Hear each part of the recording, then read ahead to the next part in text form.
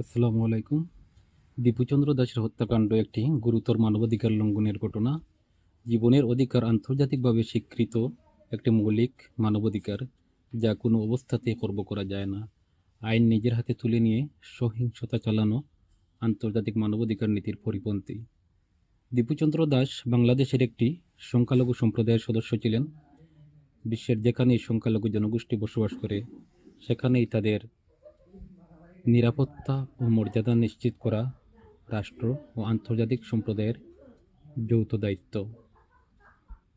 এই ঘটনার নিরপেক্ষ তদন্ত ও দোষীদের জবাবদিহি এবং ভবিষ্যতে এমন সহিংসতা প্রতিরোধে আন্তর্জাতিক পর্যায়ে কার্যকর পদক্ষেপ গ্রহণ এখন সময়ের দাবি। এই ঘটনার প্রতিবাদের ভাষা খুঁজে পাচ্ছি না। ন্যায় বিচার নিশ্চিত না হলে মানবাধিকার অর্থহীন হয়ে পড়ে। তাই আমি চাইব দীপুচন্দ্র দাসের যেন দোষীদের উপযুক্ত শাস্তি হয়, এই আশাই কামনা রেখে আমি সকলের কাছে দীপুচন্দ্র দাসের জন্য প্রতিবাদ নিশ্চিত করার জন্য অনুরোধ জানাচ্ছি। আসসালামু আলাইকুম।